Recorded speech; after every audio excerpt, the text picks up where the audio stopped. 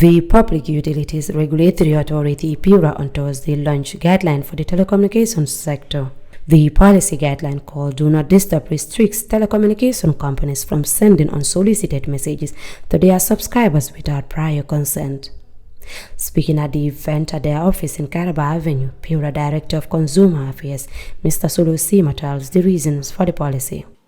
Over the years, however, as the use of telecommunication service for the delivery of business services increased, operators on behalf of their business clients began to send bulk SMS messages to subscribers on their networks, as this was not only seen as a marketing tool, but it was also seen as a value-added service, as a result of which consumers receive unsolicited promotional SMS messages across networks, with subscribers sometimes receiving up to 10 to 12 SMS messages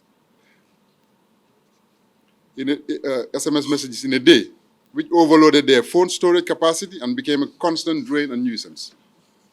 Understandably, as a result, the authority received complaints from consumers of all operators as it relates to these practices through our 148 free phone complaints hotline. These interventions by consumers are what led to the formulation of the D&D guideline that we are here gathered to inaugurate here today, and it seeks to empower consumers and ensure that all such messages and services sent to them are solicited.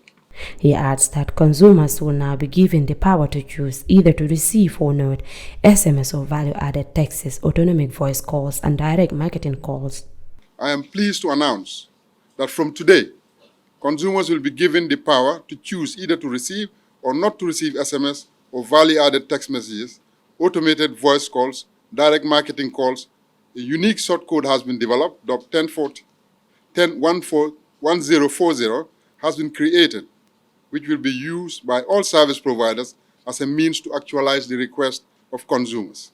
SEMA discloses that failure to adherence of the policy by any telecommunication companies will lead to the punitive actions. Please note that failure by any operator to honor the request of consumers in this vein will lead to punitive action on the said provider to the tune of $50,000 per infraction.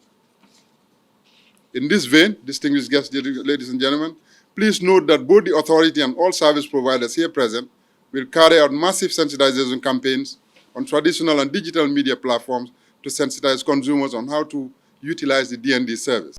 Also in attendance was Amadou Cisse, Executive Secretary of the Gambia Competition and Consumer Protection Commission, GCCPC, who had this to say. As you know, the Gambia Competition Consumer Protection Commission is mandated to enforce the Consumer Protection Act 2014. And like she said, we've received a lot of complaints. What she did not tell you is that some of the complaints emanated from us to them, from the customers. What we have is we have an MOU with Pura. As you know, they are the sector regulator for this sector. So when complaints of such nature comes, naturally we have to refer it to Pura first and then work with them to solve it. The Consumer Protection Act 2014 has a section that guarantees your right to privacy, freedom to choose or opt from services. It's under Section 5 of the Consumer Protection Act. So what I'm actually saying is that in addition to coming to Pura, there is an act that guarantees your right to opt in and opt out, and you can access that through the Consumer Protection Act at GCCPC. I mean, Section 5 guarantees that.